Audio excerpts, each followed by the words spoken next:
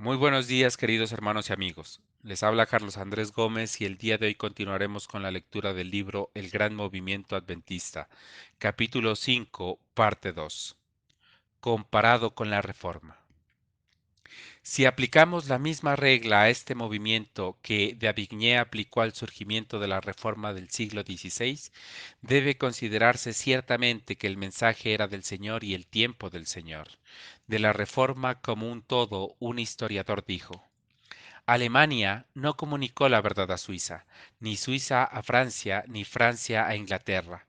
Todos estos países la recibieron de Dios, así como una parte del mundo no transmite la luz a otra parte, sino que el mismo globo brillante lo comunica directamente a toda la tierra. Cristo, la aurora desde lo alto, infinitamente exaltado sobre toda la humanidad, fue, en el periodo de la Reforma como fue al establecerse el cristianismo, el fuego divino que dio vida al mundo. En el siglo XVI, una y la misma doctrina se estableció de inmediato en los hogares y las iglesias de las naciones más distantes y diversas. La razón es que el mismo espíritu actuaba en todas partes produciendo la misma fe. La reforma de Alemania y la de Suiza demuestran esta verdad. Zwinglio no tuvo trato con Lutero. Sin ninguna duda, hubo un vínculo entre estos dos hombres, pero debemos buscarlo más arriba de la tierra. Aquel que desde el cielo le dio la verdad a Lutero, la dio a Zwinglio. Dios fue el medio de comunicación entre ellos. Comencé a predicar el Evangelio, dice Zwinglio, en el año de la gracia de 1516. En otras palabras, en un tiempo cuando el nombre de Lutero nunca se había oído en nuestro país. No aprendí de Lutero la doctrina de Cristo, sino de la palabra de Dios. Si Lutero predica a Cristo, hace lo que yo hago, eso es todo. Hablando de la obra de Farel y Lefebvre en Francia, el historiador dice: la Reforma en Francia, por lo tanto, no fue una importación extranjera. Nació en suelo francés, germinó en París, tuvo sus primeras raíces en la universidad misma que forma el segundo poder en la cristiandad romana. Dios puso los principios de la obra en corazones honrados de hombres de Picardía y Lauphiny, antes que comenzara en ningún otro país. Hemos visto que la reforma suiza fue independiente de la reforma alemana. La reforma francesa a su vez fue independiente de ambas. La obra comenzó al mismo tiempo en estos diferentes países sin ninguna comunicación entre ellos. Como en una batalla todas las diferentes fuerzas que forman el ejército se mueven al mismo tiempo, aunque el uno no le dice al otro que marche porque uno y el mismo comandado proceden del mismo comandante en jefe, es oído por todos. El tiempo se había cumplido, la gente estaba preparada y Dios comenzó la reforma de su iglesia en todos los países a la vez. Tales hechos demuestran que la gran reforma del siglo XVI fue una obra divina. De la reforma de Inglaterra, bajo Thomas Villeneuve, Fred Tyndale y otros, D'Aubigné dice además: la reforma en Inglaterra comenzó por tanto independiente de Lutero o Zwinglio, sujeta exclusivamente de Dios. Hubo en todos estos países de la cristiandad una acción simultánea de la palabra divina. El origen de la reforma en Oxford, Cambridge, Londres, fue el Nuevo Testamento griego publicado por Erasmo. Llegó el día cuando Inglaterra estuvo orgullosa de este origen elevado de la reforma. La proclamación del advenimiento surgió de una manera similar a la manera en que delineamos la reforma. Los hombres fueron impulsados simultáneamente en más de 4 veces como partes hay en el mundo, sin el conocimiento ni la comunicación de sentimientos mutuos, y comenzó la proclamación de las mismas verdades bíblicas, no solo en 4 naciones de la tierra, sino en todo el mundo civilizado. Las labores de Joseph Wolf. Quizá convenga en este momento señalar hechos respecto de la proclamación del advenimiento. En 1831, Joseph Wall fue enviado como misionero desde Gran Bretaña para trabajar entre los judíos en Palestina. Según sus diarios, hasta el año 1845 proclamó el próximo advenimiento en Palestina, Egipto, a orillas del Mar Rojo, Mesopotamia, Crimea, Persia, Georgia, por todo el Imperio Otomano, en Grecia, Arabia, Turquía, Bocará, Afganistán, Cachemira, Indostán, Tíbet, Holanda, Escocia, Irlanda, en Constantinopla, Jerusalén, Santa Elena, también a bordo de barcos en el Mediterráneo y en la ciudad de Nueva York, a todas las denominaciones. Él declara que predicó entre judíos, turcos, musulmanes, parsis, hindúes, caldeos, yeseditas, sirios, sabeos, ajeques pachás, sachs, los reyes de Yiva y Bujará, Uzbekistán, la reina de Grecia, entre otros.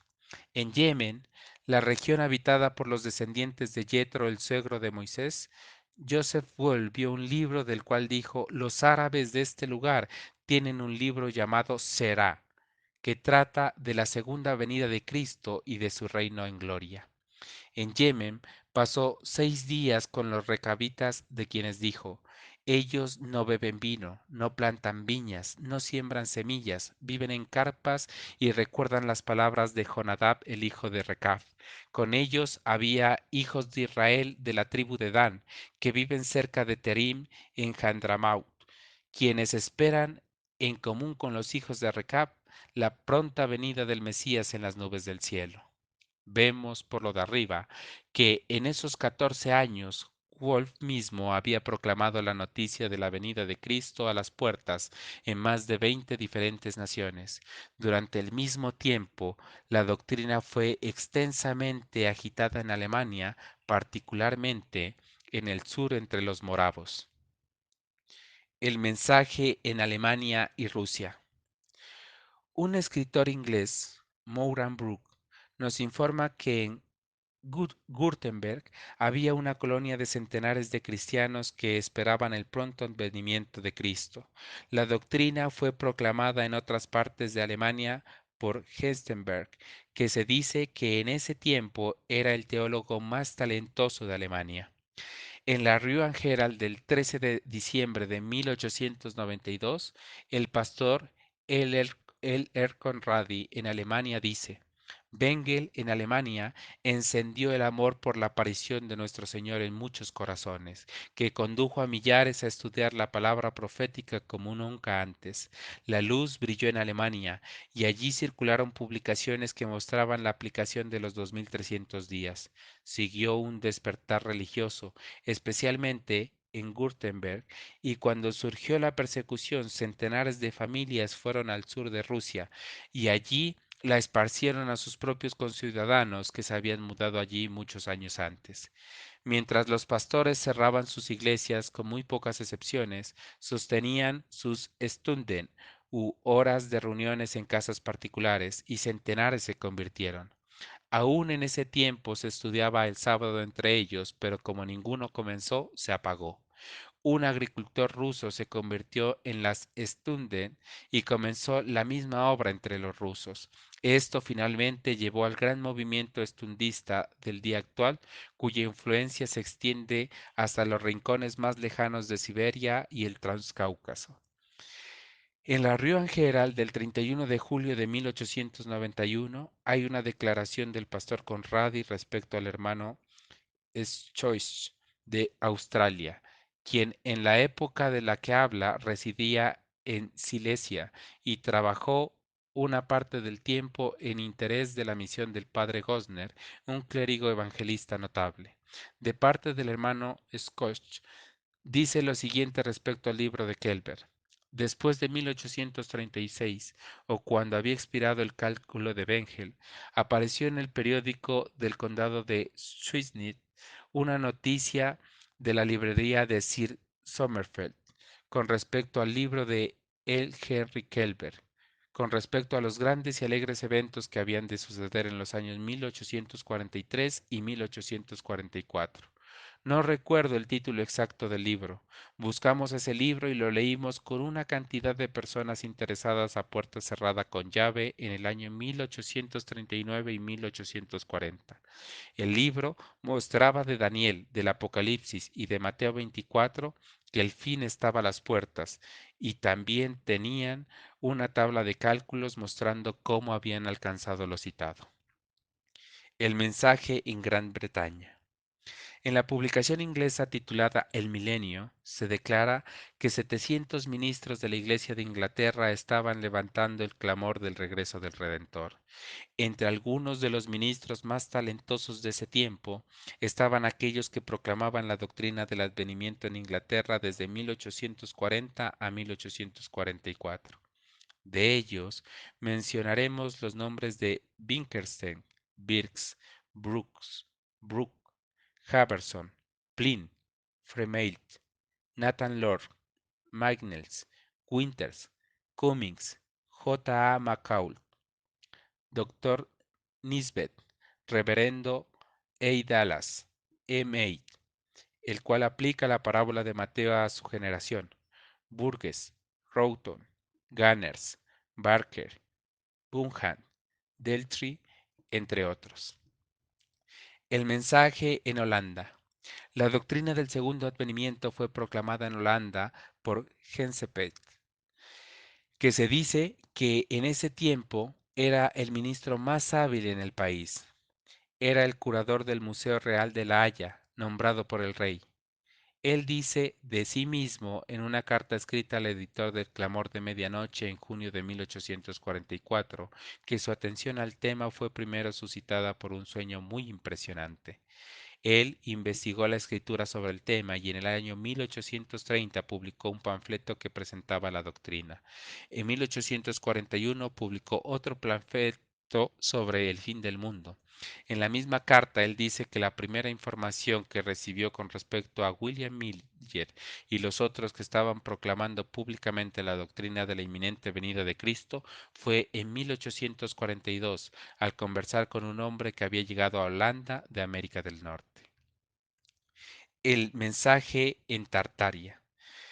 Ya en 1821 la doctrina de la venida del Señor era creída y predicada en Tartaria.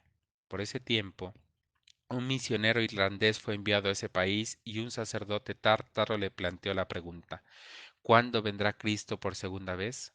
Él respondió que no sabía nada sobre el tema, a lo que el sacerdote expresó gran sorpresa por la respuesta de un misionero que había venido a enseñarle las doctrinas de la Biblia, y destacó que él pensaba que todos los que tuvieran una Biblia podrían saberlo. El sacerdote entonces le presentó su opinión, declarando que él pensaba que Cristo vendría alrededor de 1844, y este hecho se encuentra en la revista irlandesa de 1821. El mensaje en Norteamérica, India y en el continente.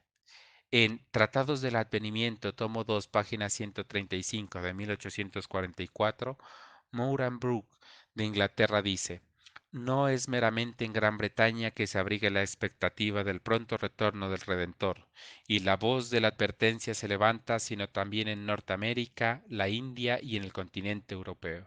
En América del Norte, unos 300 ministros de la palabra están así predicando este Evangelio del Reino, mientras en este país unos 700 de la Iglesia de Inglaterra están izando el mismo clamor a cada puerto marítimo de la tierra. A. R. Pint, de Seneca Falls, Nueva York, un ministro bautista devoto quien dio su vida a la proclamación de la doctrina del advenimiento, en su exposición de Mateo 24, página 8 y 9 dijo: ya en 1842 las publicaciones del Segundo Advenimiento se habían enviado a cada estación misionera en Europa, Asia, África y América, y a ambos lados de los montes rocallosos. Los comandantes de nuestros barcos y los marineros nos dicen que no tocaron ningún puerto donde encontraron que esta proclamación no los hubiera precedido, y que se les hicieron frecuentes consultas con respecto a ello. 3000 proclaman el mensaje. El pastor G. W. Mitchell, de Ohio, otro ministro que proclamaba personalmente la doctrina, le dijo a este escritor en una conversación en Newmark, Ohio, el 8 de agosto de 1894, que el pastor William Miller le dijo en una conversación en Ohio en septiembre de 1844 que tenía los nombres y direcciones de 3000 ministros en diversas partes del globo quienes estaban proclamando: temed a Dios y dadle gloria, porque la hora de su juicio ha llegado. La mayor cantidad de ellos estaban en América del Norte y Gran Bretaña. William Miller, al hablar de la extensa difusión de este clamor, dijo: Uno o dos en cada rincón del globo han proclamado la noticia y todos concuerdan en el tiempo. Wolfe de Asia, Irving, fallecido en Inglaterra, Mason de Escocia, Davis de Carolina del Sur y un buen número en esta región están o han estado dando el clamor. Proclamada la voz de Elías de Hutchinson. El pastor Earl Hutchinson en 1837 fue enviado de Inglaterra como un misionero wesleyano al Canadá. Finalmente se estableció en Montreal. Tenía muchos conocidos en países extranjeros. En los años 1843 y 1844 publicó un periódico llamado La Voz de Elías, en el que trataba la doctrina del advenimiento. Teniendo fácil acceso a barcos que iban a países extranjeros y con el privilegio de enviar grandes paquetes con sus periódicos sin gasto del franqueo, los envió en grandes cantidades a todas partes de la tierra. De su propia obra dijo que él los envió libremente a Nueva Escocia, Nueva Brunswick, Terranova, Inglaterra, Irlanda, Escocia, Gales, Francia, Alemania, Constantinopla, Roma y a todas partes del Reino Británico y sus colonias.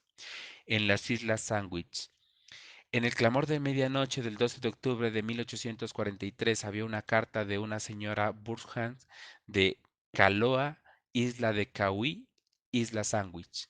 Ella con su esposo eran maestros de la escuela local, aceptaron allí la doctrina del advenimiento y la proclamaban, y un grupo de creyentes adoraban junto con ellos en las islas. El mensaje comparado con el mensaje de Juan el Bautista. De este modo vemos que la doctrina del advenimiento fue proclamada a un grado tal que resultaba en un cumplimiento suficiente de las predicciones bíblicas respecto a ello. El mensaje que había de anunciar el primer advenimiento de Cristo fue declarado por el profeta Isaías en estas palabras: Voz que clama en el desierto, preparad camino a Jehová, enderezad calzadas en la soledad a nuestro Dios. Todo valle sea alzado y bájese todo monte y collado y lo torcido se enderece y lo áspero se allane, y se manifestará la gloria de Jehová, y toda carne juntamente le verá, porque la boca de Jehová lo ha dicho. Esta profecía se cumplió con los labores de Juan el Bautista predicando en el desierto de Judea y diciendo: Arrepentíos porque el reino de los cielos se ha acercado. Este hombre solo, durante 6 meses de trabajo en la región de Judea únicamente, cumplió esta maravillosa predicción. Aunque esta profecía limitaba la obra de Juan en cuanto a tiempo y lugar, no ocurre lo mismo con aquellas profecías que se relacionan con el asunto del segundo advenimiento, porque la obra debía hacerse a gran voz y ser mundial en su extensión. Así se ve, a la luz de los hechos presentes, cuán exactamente se cumplió la profecía del mensaje del advenimiento. El tiempo de Dios llegó para que se enseñara la parábola de la higuera, para que se diera el primer anuncio del mensaje del primer ángel, y él levantó a sus mensajeros para anunciar el clamor a todas las naciones, pueblos y lenguas. Queridos hermanos, hemos llegado al final del capítulo 5. El día de mañana, con el favor de Dios, estudiaremos e iniciaremos la lectura del capítulo 6, el mensaje y los mensajeros. Que el Señor nos bendiga.